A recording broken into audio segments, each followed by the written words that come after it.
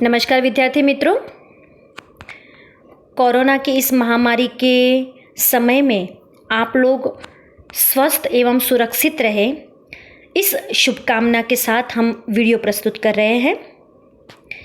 गत वीडियो में हमने सूखी डाली एकांकी में शीर्षक किस प्रकार यथा योग्य है उस पर चर्चा की थी। शीर्षक किसे कहते हैं, शीर्षक किसके आधार पर होता है, सूखी डाली एकांकी में जो शीर्षक है वो किस प्रकार एकांकी के सार को प्रस्तुत करता है, यह सब हमने चर्चा की थी। अब इस वीडियो में सूखी डाली में प्रतीक योजना जो प्रयुक्त की गई है उस पर प्रकाश डालेंगे। आपके परीक्षा में प्रश्न पूछा जाए कि सूखी डाली में प्रयुक्त प्रतीक योजना पर प्रकाश डालिए, अथवा टिप्पणी के रूप में शॉर्ट क्वेश्चन के रूप में पूछा जाए सूखी डाली में प्रतीक योजना, तो आपको किन मुद्दों पर ध्यान देना है उस पर हम चर्चा करेंगे।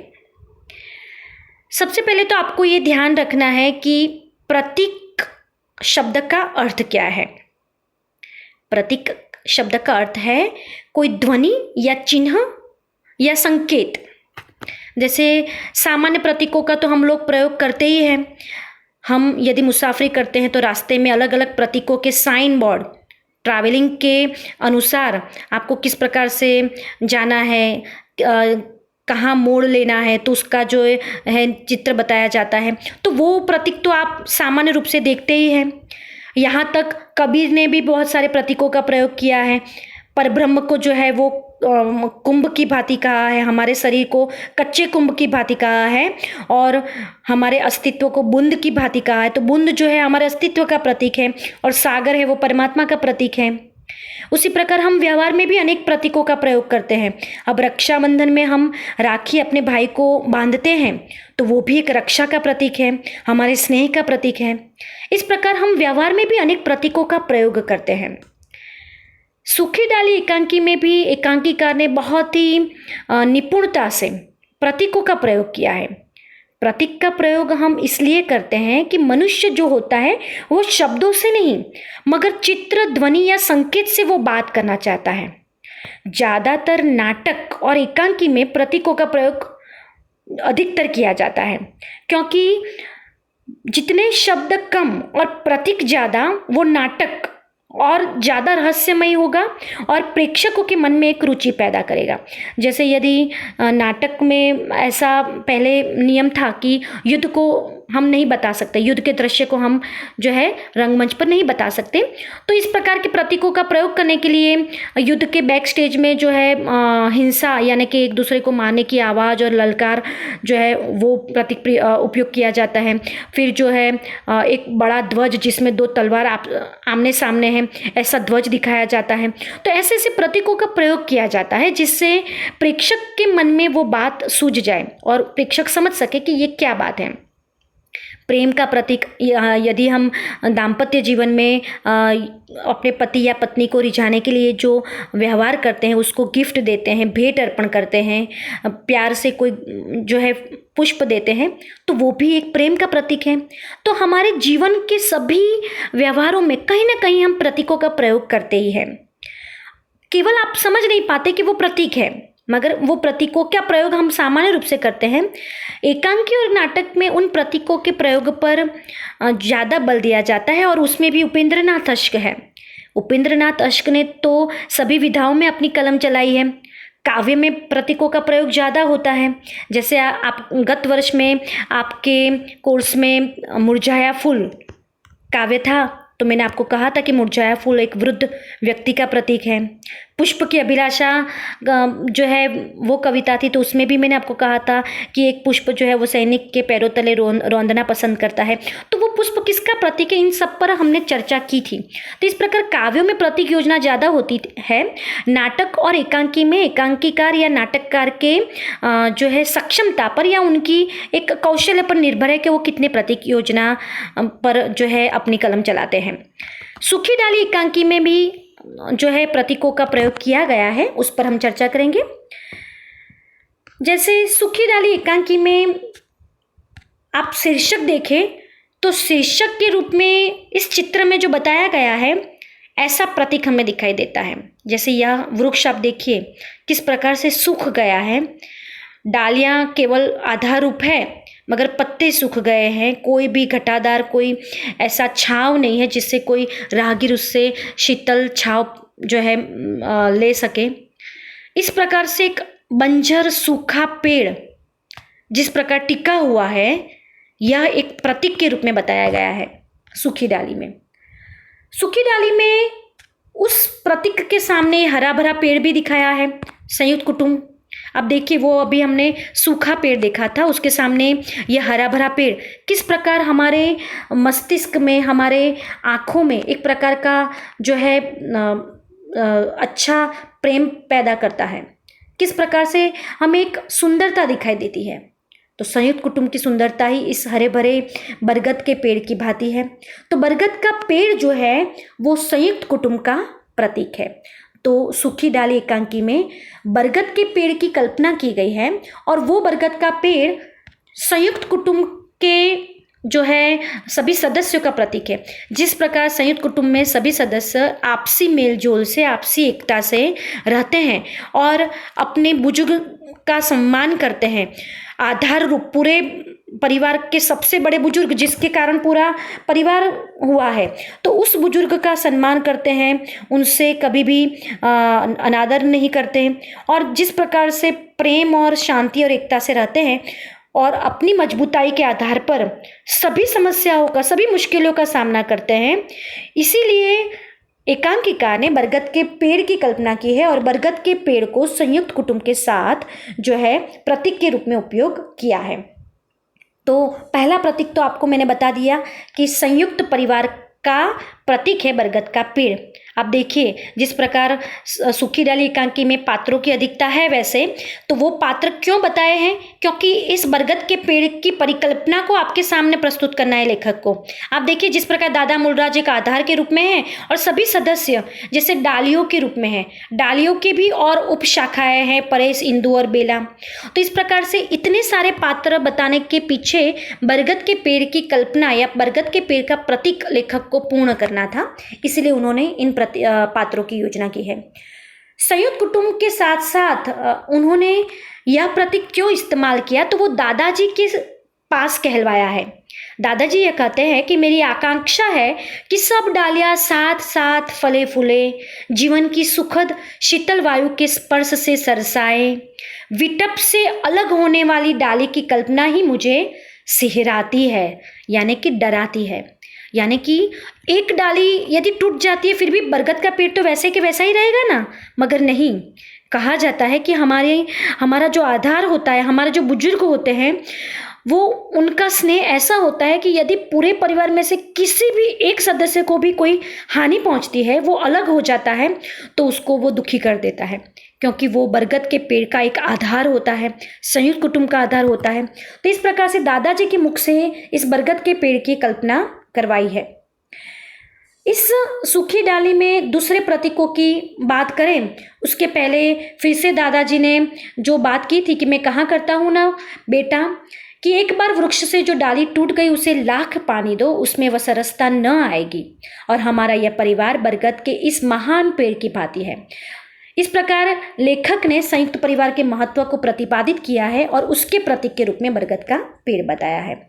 जिस प्रकार बरगद का पेड़ दूसरे मुसाफिर को भी शीतल वायु देता है, उसकी थकान दूर करता है, उसी प्रकार संयुक्त कुटुंब एक दूसरे के संघर्षों का सामना करके मुश्किल में सबको साथ देकर बहुत ही अच्छे शीतल और स्नेहमयी वातावरण से अपने पूरे परिवार को भर देते हैं।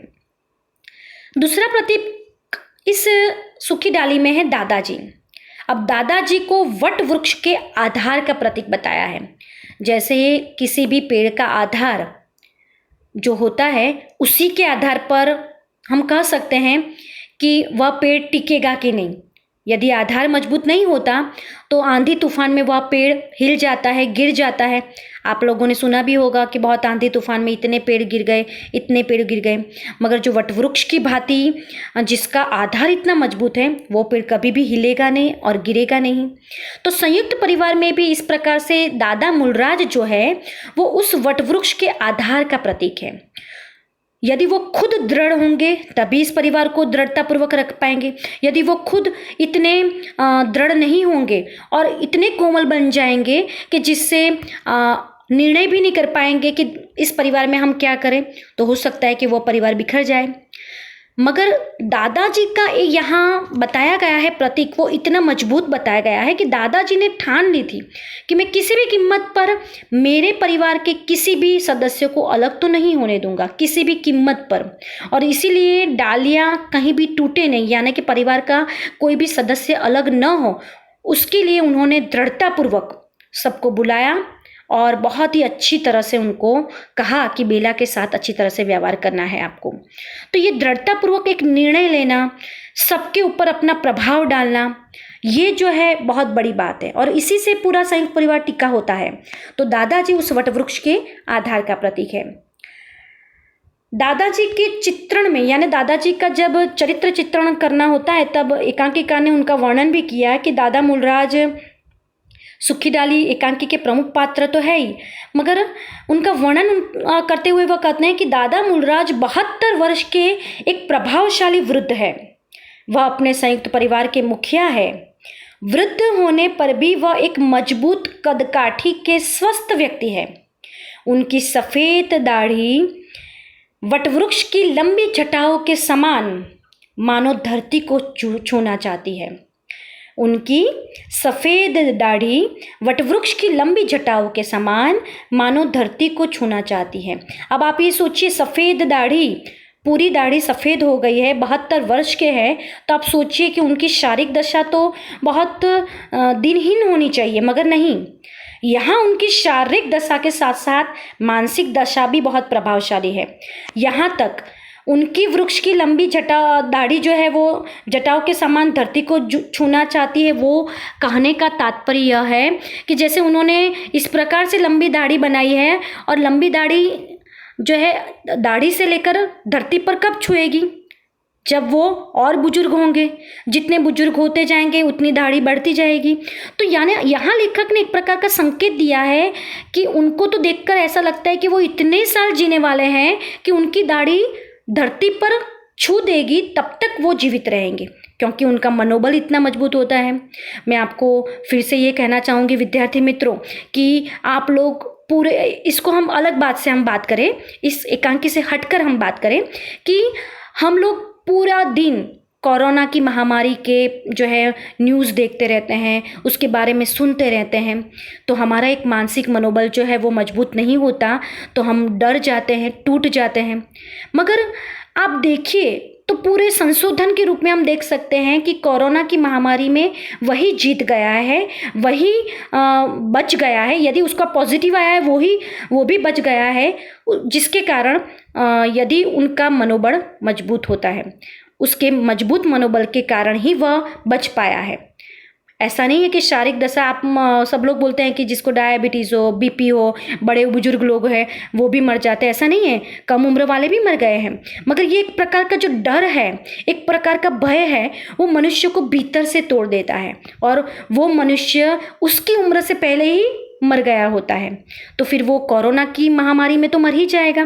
तो यहाँ एक रोग के सामने, एक भयंकर बीमारी के सामने हमें मजबूत मनोबल के आधार पर और शरीर की मजबूताई के आधार पर लड़ना है। तो इसी के अर्थ में यदि हम दादाजी को देखें तो दादाजी केवल शरीर से स्वस्थ थे ऐसा नहीं है, उनका मानसिक मनोबल भी बहुत मजबूत था। और जिसका मानसिक मनोबल मजबूत होता है वो दुनिया के हर संघर्षों का, हर समस्याओं का बहुत मजबूती से सामना करता है। तो दादाजी के इस वर्णन के पीछे उनकी प्रभावशीलता दिखाना लेखक का उद्देश्य था, और इसीलिए दादाजी वटवृक्ष के आधार के रूप में है, क्योंकि वो खुद इतने मजबूत है। अब ये मैंने जो चित्र बताया है आपको, ये तो केवल एक काल्पनिक चित्र मैंने आपको बताया है, यही दादाजी है ऐसा है ही नहीं, क्योंकि कोई भी एकांकी या कोई भी नाटक का पात्र होता है वो एकांकीकार की एक कल्पना होती है।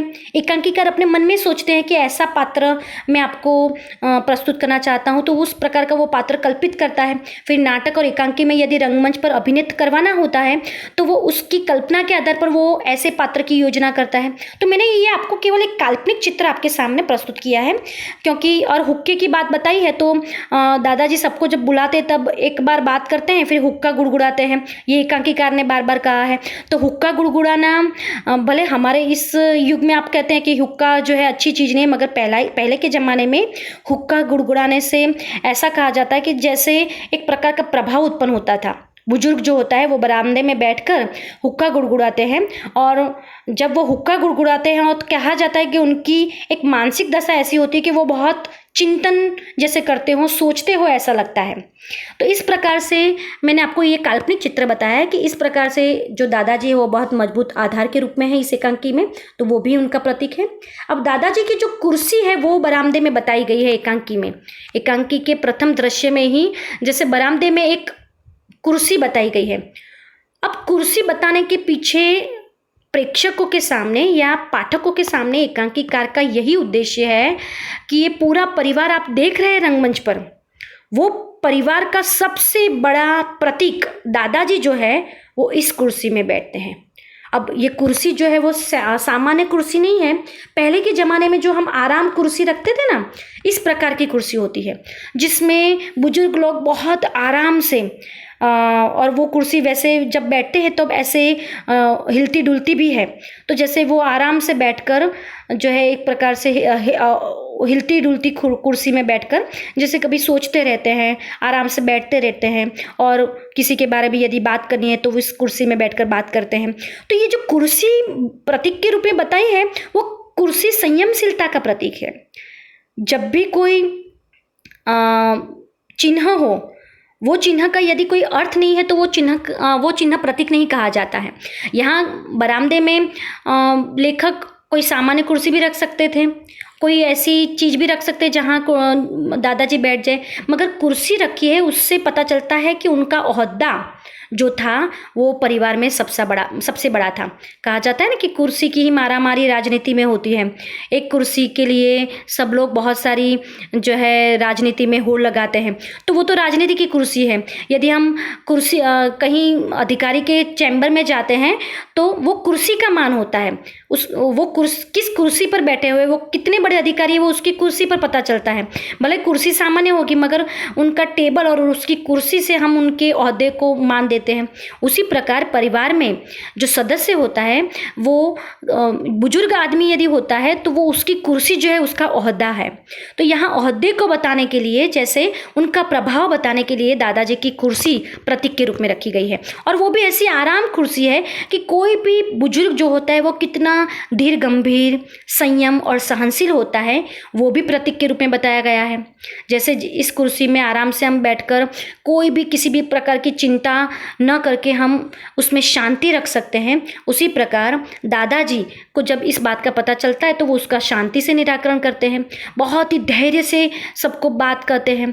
ऐसा नहीं कि हड़बड़ा जाते हैं और एकदम से बेला को डांटने लगते हैं, ऐसा नहीं है। उन्होंने बहुत ही शांति से वो निर्णय किया। तो एक प्रकार की शांति, धैर्य, संयमशीलता, सहनशीलता जो बुजुर्ग में होनी चाहिए वो दादाजी में है, और उसका प्रतीक उन्होंने एकांकीकार ने कुर्सी के माध्यम से बताया है। और एकांकी में अन्य प्रतीकों की भी कल्पना लेखक ने की है। जैसे दूसरे प्रतीक यदि हम बताएं तो एकांकीकार ने ये कहा है कि सहनशीलता और आपसी समझदारी से समस्याओं का सामना किया जा सकता है, वो एकांकीकार ने बताया है। जैसे मैंने आपको कहा है दादाजी, और दादाजी ने कोमलता से कठोरता पर विजय बताई है, तो वो भी ये कह सकते हैं कि शांति से उन्होंने कहा है। अब उन्होंने बड़प्पन की बात दादाजी ने कही कि बड़प्पन बाहर की वस्तु नहीं, बड़प्पन तो मन का होना चाहिए। यानी कि उन्होंने ये कहा है कि मैं सबसे बड़ा हूँ, मगर मैं ऐसी छोटी छोटी बातों से रीझ जाऊँगा, गुस्सा या क्रोधित हो जाऊँगा, तो मेरे इस बड़े होने का कोई अर्थ ही नहीं रहेगा। फिर वो करमचंद और अन्य सदस्यों से भी कहते हैं कि आप लोग तो सब लोग बेला से बड़े हैं, तो बड़े होने का तात्पर्य केवल उम्र में बड़ा होना नहीं है, बड़प्पन मन का होना चाहिए। छोटे यदि गलती करते हैं, आपसे अच्छी तरह से बात नहीं करते, उनका व्यवहार अच्छा नहीं लगता, तो उनको शांति से समझाकर उससे प्यार से पेश आना चाहिए, तो यही मन का बड़प्पन है। तो बड़प्पन की बात उन्होंने प्रतीक के माध्यम से बताई है। उसके बाद दादाजी घाव का प्रतीक बहुत अच्छी तरह से व्यक्त करते हैं।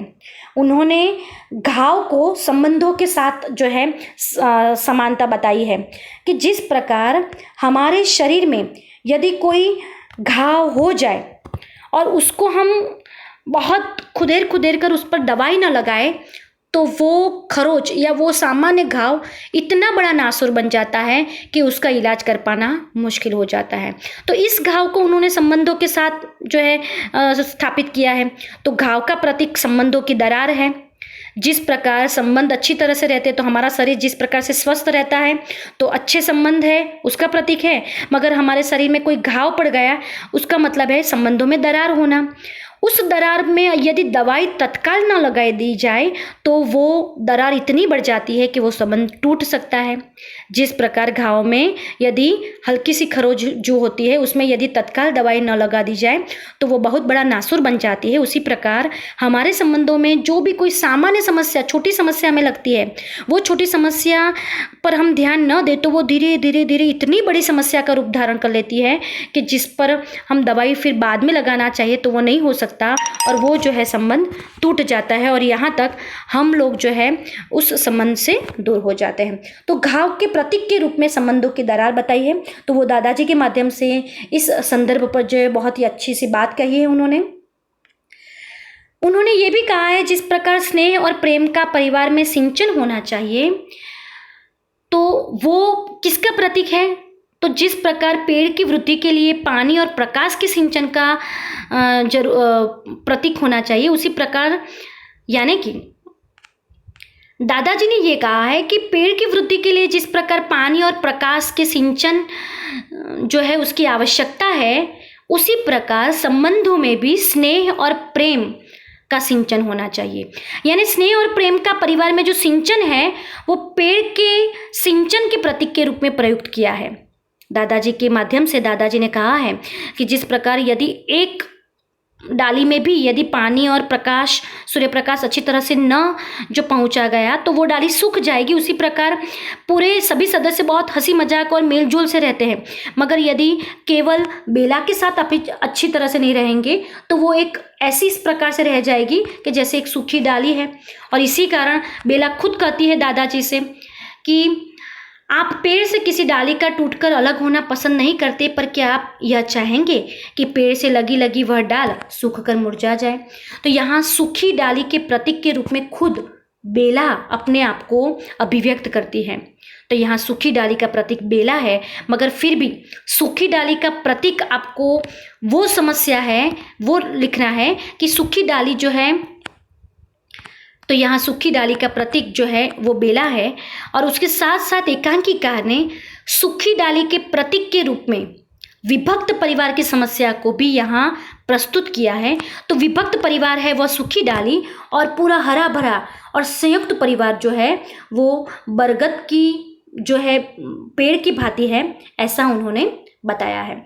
तो परिवार में रहते हुए भी यदि परिवार के स्नेह और दिल से किए हुए व्यवहार से वंचित है तो वो सूखी डाली जो बेला है, मगर बेला जब दादाजी के व्यवहार को समझ जाती है, सभी सदस्यों के व्यवहार को समझ जाती है, तब वो जब हरे भरे पेड़ में मिल जाती है तब फिर से दादाजी का संयुक्त कुटुंब बरगद के पेड़ की भांति हरा भरा हो जाता है। तो सूखी डाली के रूप में जिन समस्या को एकांकिका ने प्रस्तुत किया है उन समस्या का सुखद अंत बरगद के पेड़ के प्रतीक के रूप में यानी कि संयुक्त परिवार के प्रतीक के रूप में उन्होंने किया है।